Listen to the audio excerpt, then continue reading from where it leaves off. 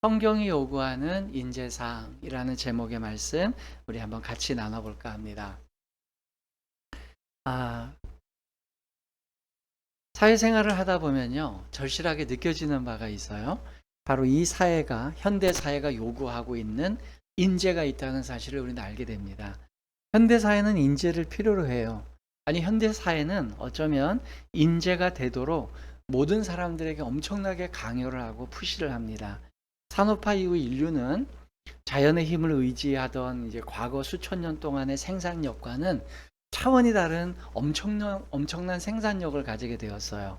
쏟아지는 재화 가치에 발맞춰서 이제 다양한 사상과 신념들도 쏟아져 나왔습니다.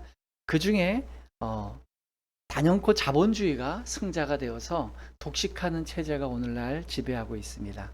자본주의는 공산주의와 사회주의의 도전을 물리치고 압도적으로 지금 인류의 지지를 받고 있습니다. 당초 이제 공산주의가 기존 질서와 체제를 전복시킬 가장 실현적이고 또 이상적인 이론으로 여겨졌지만 역사는 공산주의가 자본주의의 완패했음을 증명해 오고 있습니다. 자본주의를 공리로 삼는 인류는요, 앞다투어서 소득과 소유에 집착을 하게 되어 있어요. 그러다 보니까 이로 인해서 이제 인류는 귀족과 평민과 같은 계층이 무너졌습니다. 과거 이 봉건사회 속에서도 귀족층을 무너뜨리기 위해서 상인들의 도전이 있었지만 그 도전은 오랫동안 굳건하게 싸워왔던 귀족층을 전복시킬 수는 없었거든요. 이렇게 어렵던 사회 질서를 재편화시킨 것은 이 산업화와 자본주의가 이제 그 체제를 박살낸 거죠. 혈통적인 신분과 격차는 없어진 것 같아 보였어요. 그러나 이 소득과 소유에 따라서 새로운 개념의 질서 체계가 자리 잡히게 됩니다. 그러다 보니 농촌 인구는 절대적으로 줄어들고 도시로 몰려들면서 고밀도 도시 생활을 우리 사람들은 현대인들은 하게 되었어요. 사람들의 관심과 노동은 도시에 집중되어 있게 되었고요. 도시 중심의 경제 활동은 이 제한된 재화 가치를 누가 먼저 선점할 것이냐의 싸움터가 되어버렸습니다. 이로 인해서 현대사회는요, 인류에게 성공할 수 있는 인재, 더 많은 것을 소유하게 할 수 있는 서로 간의 이익을 창출할 수 있는 인재를 요구하게 된 것이죠. 이게 사회가 제시하는 인재상은 시대마다 조금씩 달라요. 그럼에도 불구하고 시대와 세대 간을 비교해 보면 동일 시대에 사는 사람들에게 갖고 있는 인재상은 거의 같다는 거죠. 가장 단적인 예가 오늘날의 수학 능력 시험을 보고 나면 고득점자들이 가고 싶어한 학과는 우리가 모두 다 알고 있는 그 학과라는 거, 그런 게 이제 하나의 증거일 거예요. 이와 같이 세속은 그들이 요구하는 인재를 공개적으로 밝힙니다. 그리고 그 인재가 되기 위해서 필수적으로 이런 요소들을 구축을 해야 되고, 이렇게 하면 인재가 될 수 있다는 방법도 제시를 해요. 그렇기 때문에 수많은 사람들이 그 인재가 되기 위해서, 현대사회가 요구하는 인재가 되기 위해서 길을 쓰고 노력을 합니다. 당대 그 젊은 세대만 노력하는 게 아니라 그 부모의 세대까지 이 아이가 이 시대가 원하는 인재가 되는 일에 함몰되어 가다 보니까요, 두세 세대가 거의 한 명의 그 인재를 만드는 일에 과도하게 집중을 하게 되죠. 이렇게 해서 인재가 되면, 그 사람은 세속이 인정하는 인재가 되면 그 당사자와 가족이 행복하냐는 거예요. 또 내 인생은 스스로 참 성공한 인생이고 참 만족스러운 인생이냐고 여기냐는 거죠. 그렇지 않다는 거예요. 우리는 소위 이제 뉴스를 통해서 모든 사람이 부러워하는 그 인재상이 되었을 때 그가 그 자기의 삶을 부정하고 극단적인 선택을 하거나 또는 진정한 삶을 행복을 느끼지 못하고 여러 가지 어려운 일에 봉착이 되는, 그래서 극단적인 선택을 하는 일들을 보게 됩니다. 그럼에도 불구하고 많은 사람들은 나는 다를 거야. 나도 저 성공한 인생이 되고 인재가 되고 나면 나는 다르게 대처할 수 있어. 라는 어떤 그 신기루 같은 환상을 가지고 오늘도 불나방처럼 그 일을 향해 나아가는 것 같아요. 이게 이제 현대인들의 삶이에요. 그때 이제 질문이 있죠. 그럼 성경도 우리에게 현대 사회와 같이 인재를 요구하는가? 성경이 요구하는 인재라는 개념보다 먼저 이런 질문을 한번 던져봅니다. 기독교회가 원하는 인재가 있는가? 제가 앞으로 순차적으로 이 부분을 좀 설명드리려고 그러는데요. 저는 앞으로 이제 기독교라는 용어와 성경적이라는 용어를 좀 구별해서 사용할까 싶어요. 왜냐하면 소위 지금 기독교라고 규정되어 있는 신불식 간에 예수님을 믿는 사람이든 믿지 않는 사람이든 기독교라는 이 단어를 딱 가지고 나왔을 때 그들 마음속에 심상에 떠오르는 이미지가 과연 성경이 얘기하는 그 이미지가 맞느냐, 저는 이게 참 의문스럽습니다, 요즘에. 그러다 보니까 기독교라는 이름으로 투여되는 가치가 성경이 제시하는 가치와 맞는가? 기독교가 창출해낸 문화가 성경이 원했던 문화와 똑같은가? 좀 다르다고 보거든요. 좀 더 나가서 예수께서 가르치고 모범을 보였던 삶이 기독교인들이 지금 살아내고 있는 삶과 같은가? 다르다는 거죠. 가장 극단적인 거는 18세기에 산업화가 일어나면서 제국주의화되고 식민지 운동이 벌어질 때 기독교는 성경을 한쪽에 들고 한쪽에는 총을 들고 식민지 정복에 나섰던 제국주의적인 기독교가 가장 오염된 모습이겠어요? 그 제국주의적 모습만 그렇습니까? 오늘날 자본주의와 결탁해서 황금 만능화된 이 오늘날의 기독교는요, 성경이 말하는 그 가치와 정반대의 가치를 드러내고 있습니다. 예수께서 걸어가셨던 십자가의 길이 아닌 성공과 번영의 하나의 그 사상적 뒷받침을 해주는 기독교가 되어버린 것 같아요. 그래서 저는 이 제목을 정할 때 기독교가 원하는 인재상이라고 정할까 하다가 몇 번을 심사숙고한 끝에 그걸 지워버리고 성경이 요구하는 인재라는 제목으로 성경 제목을 잡았어요. 자, 그럼 첫 번째는요, 성경적인 인재, 성경 요구하는 인재는 세속이 요구하는 인재와 정반대라는 거예요. 이걸 우리가 정확하게 이해하고 갈 필요가 있습니다. 성경이 요구하는 인재상과 세상이 요구하는 인재는 절대로 같을 수가 없어요. 자, 예수님의 말씀부터 확인해 보고 갑시다. 요한복음 15장 19절입니다. 같이 한번 읽어보겠습니다. 너희가 세상에 속하였으면 세상이 자기의 것을 사랑할 것이나 너희는 세상에 속한 자가 아니요 도리어 내가 너희를 세상에서 택하였기 때문에. 아멘. 예수님을 따르는 제자들은요, 세속이 선택하지 않은 사람이라고 예수님이 명확하게 말씀하셨어요. 세속의 시스템에 속한 사람이라면 자기 시스템에 속한 사람들을 사랑했을 거라는 거예요, 세속이. 근데 세속에 속해 있지 않기 때문에 세상이 그를 미워할 수밖에 없다. 예수님을 따르는 자들은 세속에 속한 사람들이 아니다. 오히려 예수님이 먼저 선택을 해버렸기 때문에 그들은 세속의 시스템에서 불편한 존재가 될 수밖에 없다. 예수님의 제자들이 세속을 불편하게 여기기 이전에 세속이 예수님께 속한 사람들을 불편하게 여긴다는 거예요. 여기서 우리는 천국의 원리를 보게 되는데요, 세속에 속하는 인재와 성경이 요구하는 인재가 다르다는 겁니다. 비슷할 수도 있고 다를 수도 있는데 이번에는 다른 게 아니고요, 항상 다르다는 게 핵심이에요. 시스템이 다르면요, 혼용할 수가 없는 거예요. 그래서 전자기기를 살 때도 어느 나라에서 사용할 것인가를 알고 그 나라 표준에 맞는 전자제품을 사야 되는 거죠. 이거와 같다는 거예요. 기본 작동하는 원리와 시스템이 다르니까 나라마다 다른 시스템이 있어서 그 나라에 혼용될 수 있는 것들을 선택해야 된다는 거죠. 저희가 이제 격주로 구약의 이야기를 다루고 있는데요, 오늘 모세 이야기를 읽어놓고 서론이 굉장히 길었죠. 여러분, 지난주에 제가 모세의 어머니가 모세를 살려내기 위해서 얼마나 최선을 다했는지 얘기를 들려드렸어요. 그런 자세한 얘기들을 다 접어놓고 모세가 살아난 이 생존했던 이 이야기, 왜 모세라고 하는 사람의 이야기를 할 때 이 이야기부터 시작했느냐라고 보면요, 모세가 어린 시절에 생존한 이야기는 한마디로 정리할 수가 있어요. 그게 뭐죠? 출애굽기의 1장부터 2장까지 있는 그 많은 내용을 한마디로 정리하면 뭐냐면, 모세는 당대 시스템에서 요구하지 않던 인간이었다는 거예요. 이해되시죠? 여러분, 우리 시대 기준으로 그 당시의 이집트 상황을 평가하는 건 의미가 없어요. 모세가 태어날 당시의 국가 시스템이 어떠냐가 중요한데, 모세가 태어날 당시의 국가 시스템은 뭐냐면 히브리 민족의 남자아이는 다 죽여라예요. 그러니까 그 국가가 그 당시에 가장 큰 거대한 왕국이었던 이집트 왕국이 어떤 정책을 폈냐면, 이집트 민족은 괜찮지만 히브리 민족이라고 하는 특별한 한 민족을 특정해서 그 민족 출신의 남자아이들은 다 죽여라. 이게 국가 시스템이에요. 그 세속 시스템이 요구하던 상황이었어요. 근데 그 상황에서 모세가 태어난 거죠. 그럼 모세는요, 그 당시 국가에서 원하지 않던 인재인 거예요.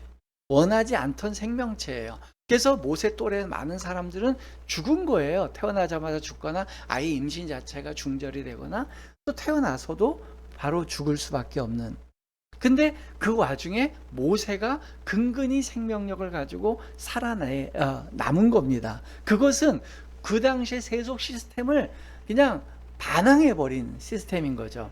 그 당대의 기준에서는 모세는 태어나면 죽었어야 될 일이라는 거죠.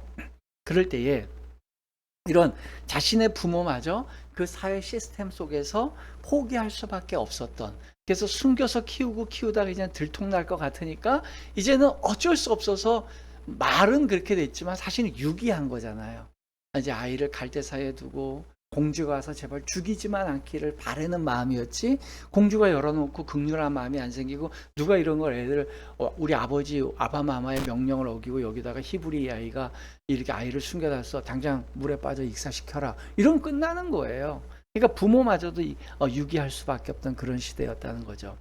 전 여기서 우리가 하나님의 입장에 한번 되어서 생각해 봅시다. 하나님의 입장이에요. 하나님의 입장에 대해서 우리가 이제 하나님이라고 생각하고 역사를 이뤄가야 되는데, 이 지상 땅에 하나님의 나라를 건국해야 되고 이집트인 백성들과 공존해서 살고 있던 히브리 민족을 빼내와서 하나의 독립국가를 만들어야 돼요. 그러면 여러분 같으면 어떻겠어요?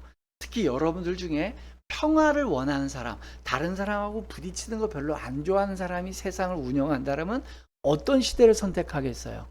가급적이면 이집트인과 히브리인이 굉장히 사이좋게 지내는 시절에 저는 이 일을 도모할 것 같아요. 무슨 말인지 이해되셨죠? 이집트인들이 히브리인한테 고마워할 수밖에 없는 상황. 그 옛날 요셉이 히브리 가족들, 자기 야곱의 70 권속들을 데리고 와서 정착할 때처럼, 야, 히브리인들이 우리와 공존하고 있어서 우리가 혜택을 너무 많이 받는 것 같아. 이럴 때 아이가 태어났다면 그 아이는 위험에 노출될 필요가 없잖아요. 와, 히브리 아이 집에서 태어났대, 축하해주자, 이런 분위기였을 거고, 또 그렇게 성장했을 때 히브리 민족들이, 여러분 이집트인 여러분들에게 저희들이 혜택을 많이 들었는데 이제 우리가 조금 더 지나다 보면 또 사이가 안 좋을 수 있으니까 저희 이제 우리 서로 따로 헤어져서 우리 독립국가를 이루려고 할 텐데, 여기서 고센 땅에서 이루면 여러분들하고 너무 가까우니까 저희가 아주 먼 땅에 가서 새로운 나라 하나 정할게요. 왜 가실라 그래요? 서로 이익이 되는데. 그래도 나중에, 지금은 사이 좋지만 나중엔 안 좋을 수 있으니까 떠날게요. 이렇게 해서 떠나면 얼마나 모양이 좋습니까? 그럼 서로 요즘 말하는 상생이 되는 거잖아요. 근데 왜 하나님은 이집트와 히브리인이 공존하는 역사 가운데서 가장 사이가 안 좋을 때 주님은 이 일을 시작하셨냐는 거예요. 힌트가 뭐죠? 답이? 제가 오늘 처음 읽어드렸잖아요. 하나님의 나라는 세속의 나라와 적대적이라니까. 그래서 하나님의 나라를 세울 때에 가장 적대적인 상황에서 그 나라가 건국될 수밖에 없는 거예요.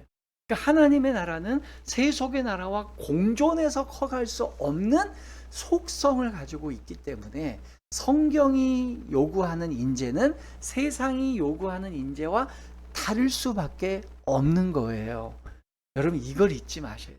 그래서 모세는 그 험난한 세속의 시스템이 그를 죽일 수밖에 없는 상황에서, 그 모든 세속의 시스템 속에서 가장 큰 변수 속에 그 아이가 생존해내고 살아간 거예요. 그러면 그거 자체가 은혜인 거예요.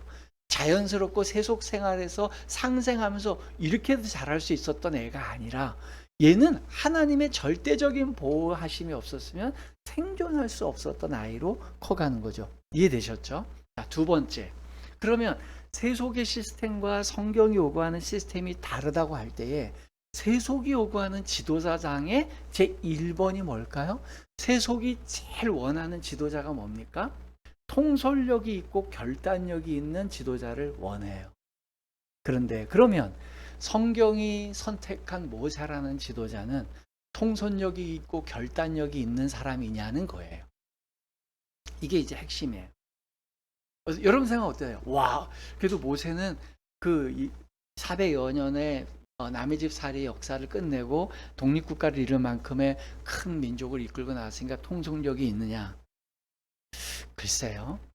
중요한 한 민족의 지도자라고 하기에 모세가 과연 통솔력이 있었는가? 모세는 위대하게 태어났다기보다는 위대하게 하나님께 선택된, 조련된, 키워간 그런 사람이라고 좀 볼 수 있어요. 그래서 그에게 가장 큰 약점이 뭐였을까? 모세의 가장 큰 약점이 뭐냐? 자, 우리 출애굽기 3장 9절부터 11절을 한번 읽어볼게요. 모세가 하나님께 소명을 받는 장면입니다. 같이 읽어봅니다. 이제 가라, 이스라엘 자손의 부르짖음이 내게 달하고 애굽 사람이 그들을 괴롭히는 학대도 내가 보았으니 이제 내가 너를 바로에게 보내어 너에게 내 백성 이스라엘 자손을 애굽에서 인도하여 내게 하리라. 모세가 하나님께 아뢰되 내가 누구이기에 바로에게 가며 이스라엘 자손을 애굽에서 인도하여 내리이까. 여러분, 이 장면이 뭡니까? 하나님께서요 모세에게 나타나셔서 너무 비범한 상황을 보여주세요. 초자연적인 상황을 보여줘서 나무에 불이 붙었는데 나무가 타지 않고 거기에서 인간의 음성이 하는 신의 음성을 직접 듣습니다. 명백하게 하나님의 뜻인 걸 알게 되는 상황이에요. 여러분, 우리가 기독교인이고 또 하나님을 믿는 사람이라면 일생에 한 번쯤 이런 상황을 꿈꿉니다. 우리가 제일 1번의 기도 제목이 뭐죠? 하나님의 뜻이 무엇입니까? 하나님이 뭘 원하십니까? 하나님이 원하시는 걸 알면 제 인생을 다 갈아 넣어서라도 그 인생 살겠습니다. 이게 우리 모든 사람의 갈망이에요. 근데 모세는 지금 그거를 지금 경험하고 있어요. 하나님의 뜻을 너무 명확하게 보여주고 있어요. 내 인생이 어디로 가야 되지? 내가 유학을 가야 되지? 대학원을 진학해야 되지? 취업을 해야 되지? 이 직장을 취업할까? 저 직장을 취업할까? 이런 많은 갈등 속에 너 이거 해! 라고 주님이 명확하게 가르치고 있어요. 아니, 이거보다 더 좋은 상황이 어디 있어요? 그럼 어떻게 됩니까? 주님, 이게 확실하죠? 그럼 가겠습니다. 라고 가는 게 우리의 마음일 텐데. 모세 어떻게 했죠? 안 가요. 주저해요. 저 못 가겠는. 그래서 하나님이 여러 번 설득을 해요. 그럴 때 이 모세가 보여주는 상황은요, 이것뿐만 아니라 그 다음에 여러 가지 상황에도 보면 모세의 성격을 한마디로 얘기하면 그는 우유부단한 사람, 결정장애를 갖고 있던 사람이에요. 결정을 내리지를 못해요. 모세는요, 결단력이 없는 사람이에요. 우유부단해요. 뭘 결정을 못해요.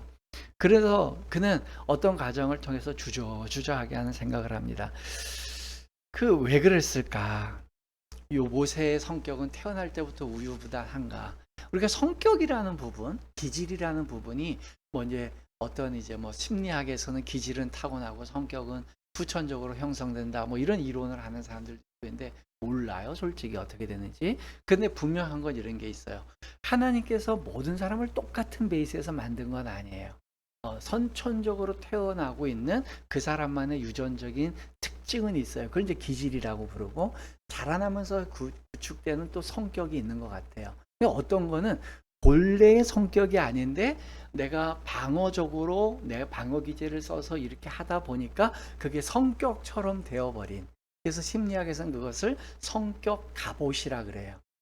너무 그 기질을 너무 방법을 많이 쓰다 보니까 갑옷처럼 딱딱해져서 진짜 내 피부같이 느끼는 거예요. 그래서 그건 진짜 안 고쳐지는 거, 그런 게 있죠. 왜 그러면 모세는 우유부단했을까? 여러분 생각해보면 이런 거죠. 자기 주 양육제에 대한 불확실성이 있으면 그 아이는요, 정체성에 굉장히 큰 혼란을 갖게 됩니다. 모세에게 가장 큰 정서적 영향을 미친 게 뭘까요? 그는 입양한 거. 태어나서 젖을 때는 젖을 먹이고 숨겨서 먹일 당시, 그게 몇 개월인지 모르겠어요. 근데 몇 개월 동안은 친모의 영향을 받으면서 살다가 잠깐 유기되고 그 다음에 바로의 공주가 그를 입양해요. 입양하고 난 다음에 다시 엄마가 그 친모가 그 아이를 젖을 먹이긴 하는데 공식적인 엄마는 공주예요. 그런 상황에서 모세는 두 명의 엄마가 있는, 두 명의 주 양육자가 있는 거예요. 근데 문제는 뭐냐, 이 두 양육자가 결이 비슷하면 괜찮아요. 뭐 할머니와 어머니 이 정도는 그래도 괜찮아. 근데 그게 아니라 완전히 세계관과 가치관이 완전히 달라요. 이런 두 양육자가 밑에서 하다 보니까 이게 어려운 거예요. 더 어려운 건 뭐냐, 여러분 이제 그 입양도 두 종류가 있다는 거죠. 비공개 입양, 공개 입양. 저의 이제 어린 시절 때는 비공개 입양이 많았죠. 몰래 주변 모든 사람들 모르게 아이를 데리고 오는 거죠. 그래서 아이를 낳는, 얼마큼 비공개였냐면 아이를 입양하고 오기 전까지 엄마가 배에 붕대를 감아가지고 임신해 온 것처럼 불러오게 만들어요. 주변 모든 사람을 다 속이는 거예요. 남편과 본인과 어머니만 알게 그렇게 해서 다 해놓고 마치 출산해서 아이를 데려오는 것처럼 아이를 데려와요.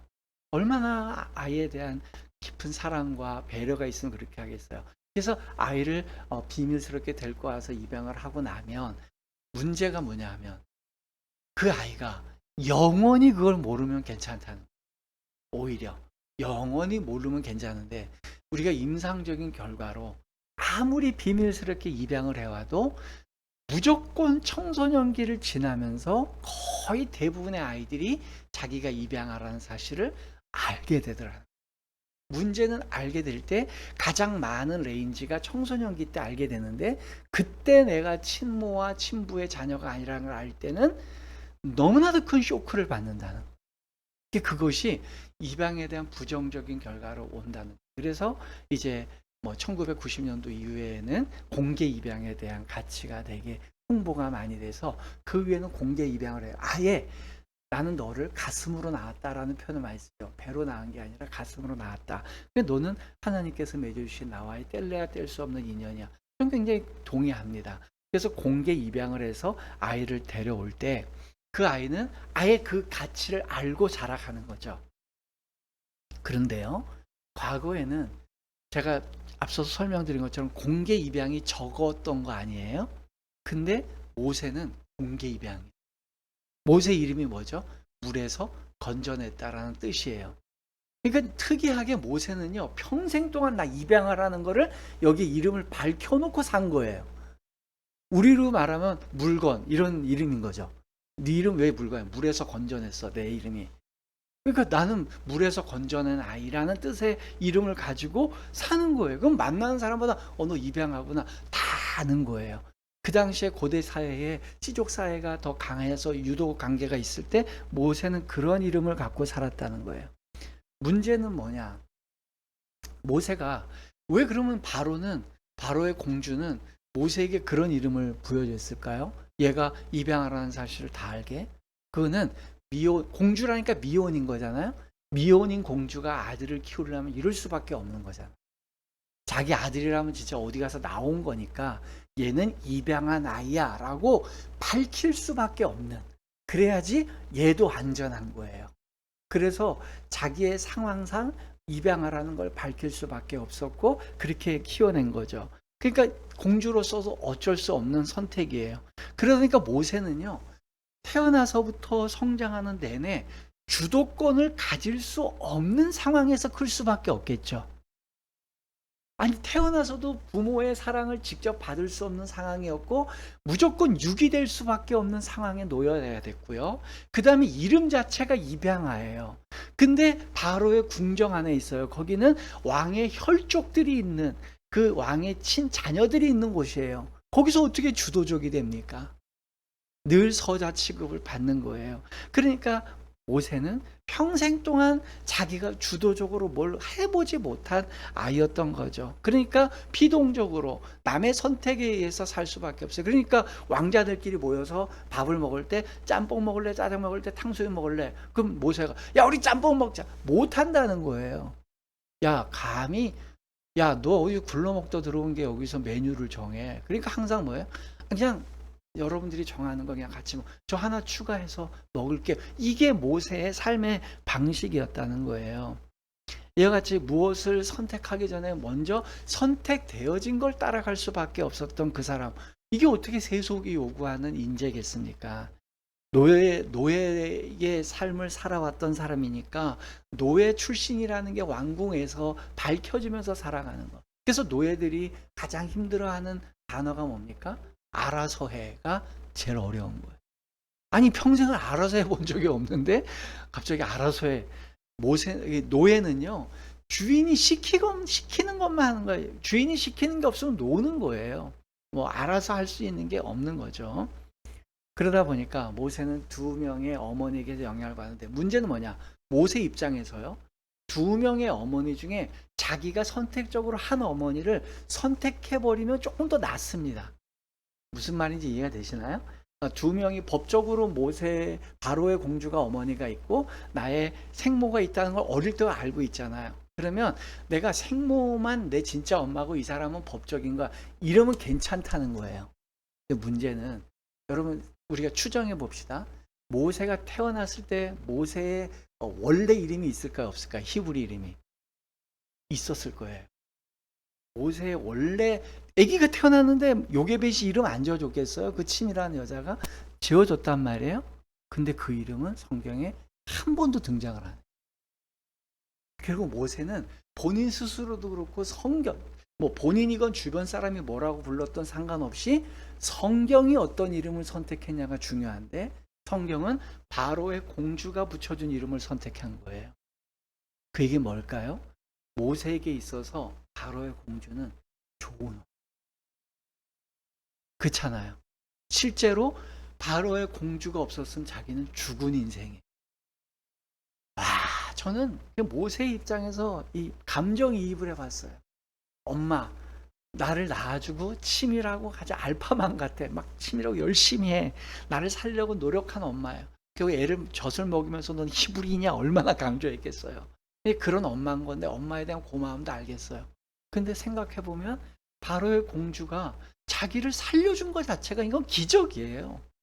아니 어떻게 아바마마의 뜻을 거스리고서 어떻게 자기를 살려줘요.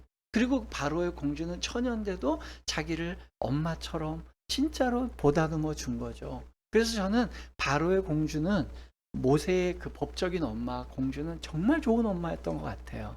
긍휼이 많고 사랑이 많았던 엄마가 있어요. 그래서 모세는 정서적으로 공주 엄마, 법적인 엄마의 영향을 많이 받지 않았을까. 근데 사상적으로도 이성은 이 생모의 영향을 많이 받지 않았을까. 그 둘 사이에서 오는 가치관의 갈등이 얼마나 컸을까. 저는 그런 생각을 해봅니다. 그럴 때에 모세는 이런 생각하겠죠. 난 누굴까? 난 히브리인일까? 난 이집트인일까? 나는 우리 히브리 어머니 생모가 섬기는 여호와 하나님을 섬겨야 되나? 아니면 나는 애굽의 이 바로의 우리 어머니가 섬기는 애굽의 신들을 섬겨야 되나? 왜 나는 우리 엄마는 나를 생모는 강에다가 던질 수밖에 없는가? 또 이 원인을 제공한 이 바로 왕은 얼마나 나쁜 왕인가? 얼마나 그 안에서 갈등이 있었겠어요. 그래서 모세의 내면은 겉으로 보기에는 왕궁에 사니까 막 누구보다도 부러울 것 없어 보이지만 그 내면은 갈등 속에 있었을 거예요. 여러분 우리도 그러한 비슷한 환경에서 살아갈 수 있죠.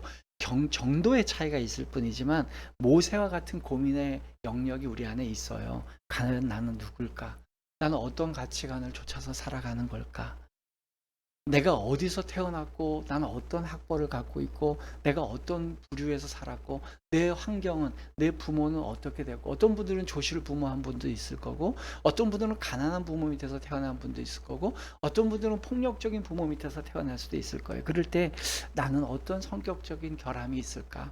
그럴 때 우리 이 모세는 분명하게 결단하지 못하는 자기가 주도하지 못하는 우유부도한 성격을 갖고 있을 거라는 이때 이제 세 번째입니다. 세속은 이 사람을 어떻게 할까? 자, 모세라는 사람이 있어요. 어쩔 수 없이 이 사람을 써야 돼. 그럼 세속은 우리에게 어떻게 얘기해요? 개조를 시킵니다. 개조를 강요해요. 바꿔라, 개발해라. 성격을 바꾸고 인간을 발전시키고 네가 좀 다른 면을 강화시켜라. 너 약점은 감춰라. 강점을 더 극대화하고 약점은 바꿔서 다시 강점으로 만들어라. 이게 우리 세속의 그 가치 아니에요? 예를 들어 내가 시험을 준비해요. 국영수를 해야 되는데 내가 수학이 너무 약해요. 그 세상 어때요? 야, 수학 포기하고 국영으로 그렇게 합니까? 아니죠. 수학만 1대1 강사 붙여서 개인 교수 받아서라도 이것만이라도 몇 등급 높이면 너 높아질 수 있다. 내가 말을 못해요. 그럼 어떻게 해요? 스피치 학원 다니는 거예요. 그래서 배에 힘을 주세요.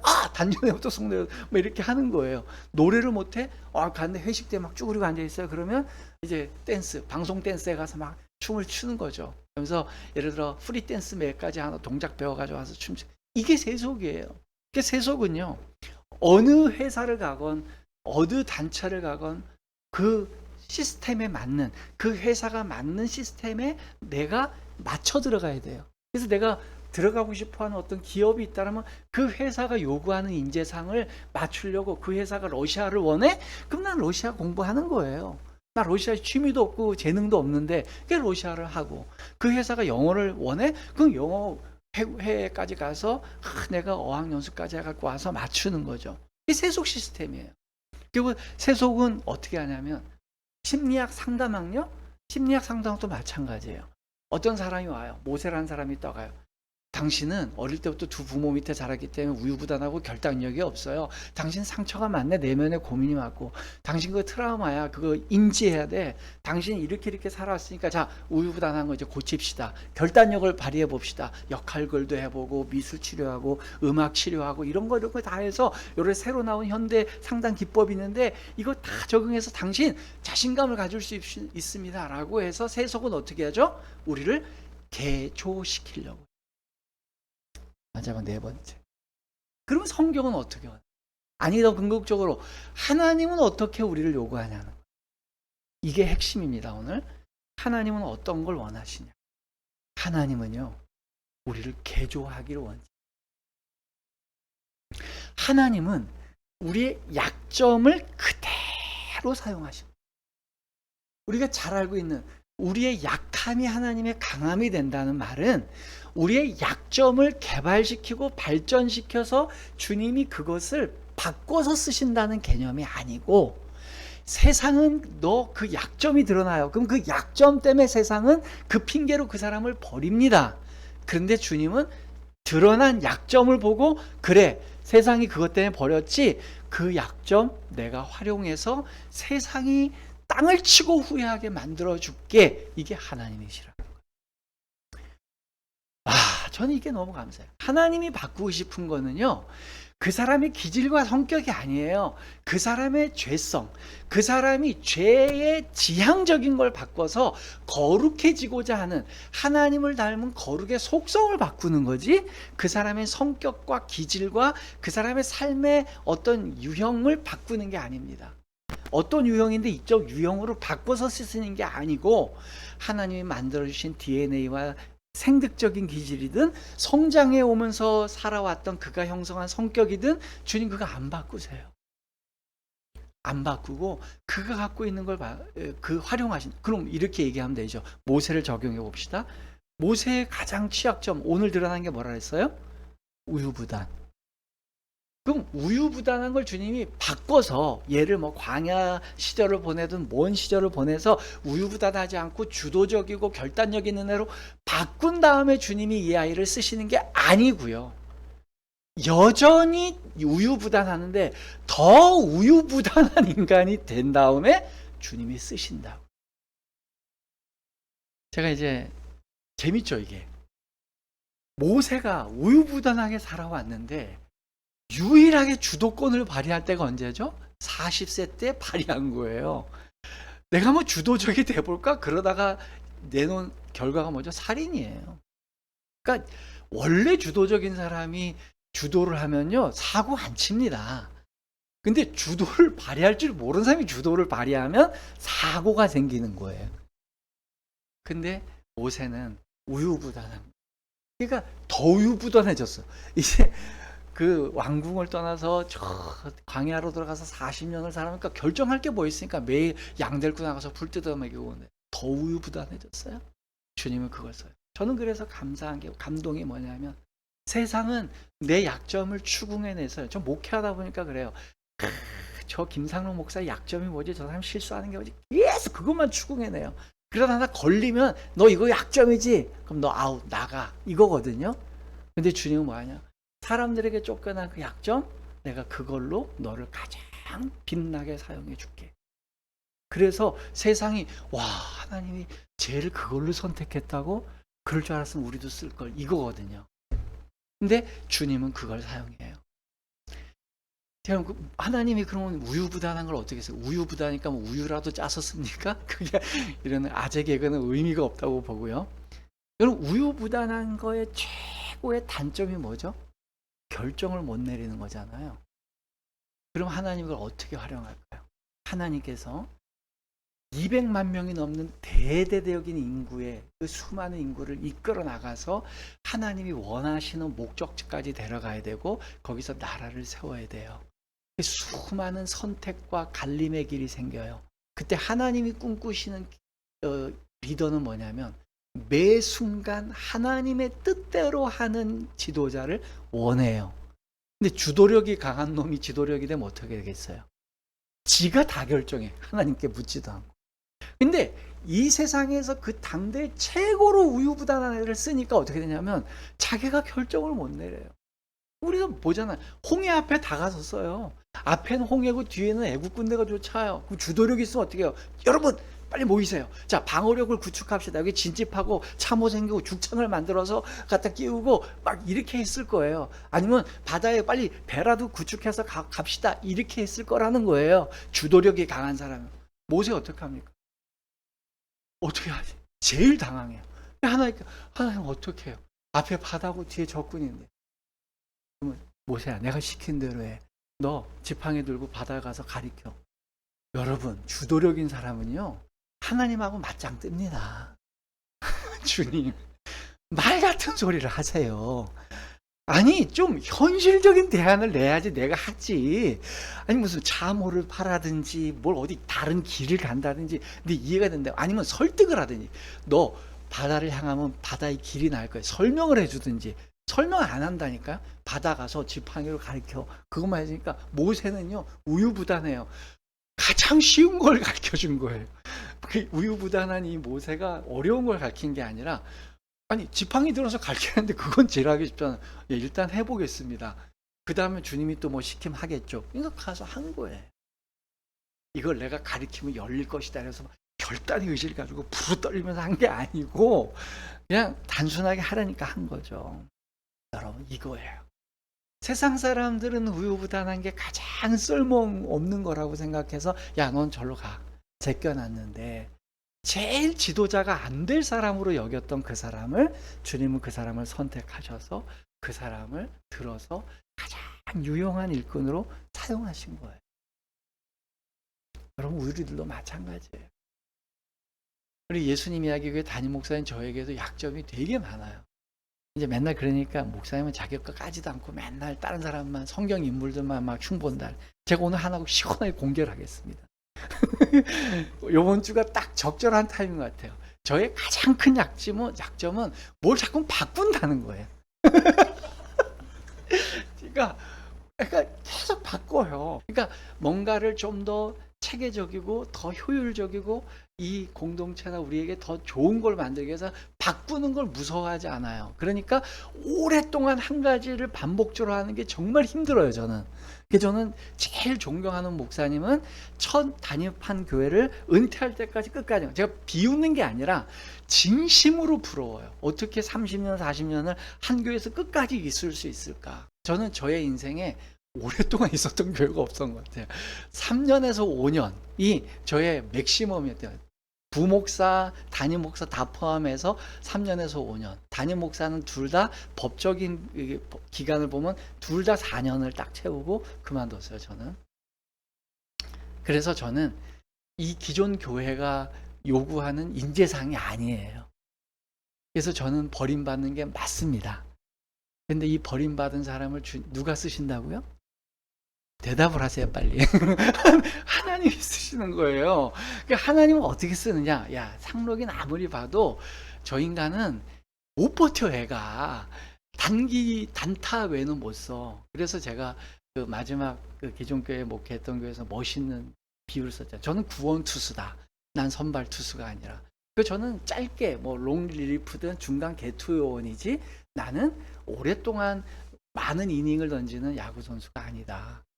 그렇게 저를 인식을 해요. 그러니까 하나님도 저를 그렇게 활용해요. 어떤 교회가 있을 때 그 교회가 큰 격변을 일으키고 어려움을 당할 때 단타로 딱 투입을 해서 딱 그 위기를 모면하고 그냥 사심 없이 그 자리를 쫙 떠나는 이제 그렇게 쓰는 거예요. 그러니까 그렇게 하기에는 저만큼 요긴한 사람이 없어요. 왜? 위기라도 한번 와가지고 만들어서 평화로워지면 거기 눌러 앉거든요. 보통 사람들은. 근데 저는 그러지 않으니까 또 지겹잖아요. 그러니까 이제 또 나가야 되는 거고. 하나님은 그렇게 활용하시는 거예요. 그래서 제가 제 인생을 이렇게 되돌아보면 주님은 저를 그렇게 활용하셨구나. 저만 그런가요? 여러분 모두 다가 약점이 있습니다. 저마다 성격적으로 약점이 있어요. 근데 주님은 그거를 개조해서 쓰려고 그러지 않더라고요. 우리가 이걸 알아요. 하나님 앞에서 우리가 그렇게 살았으면 좋겠어요. 내 약점이 있을 때 그걸 꽁꽁 감추려는 것보다 하나님 제 약점을 있는 그대로 바라보시죠. 이거 활용하실 수 있잖아요. 저를 그렇게 써주세요. 그리고 여러분들이 갖고 있지 못한 점을 부러워하고 개발해서 바꾸려고 하지 마세요. 내 약점 그대로를 하나님께 가서 주님이 나를 써주시겠지.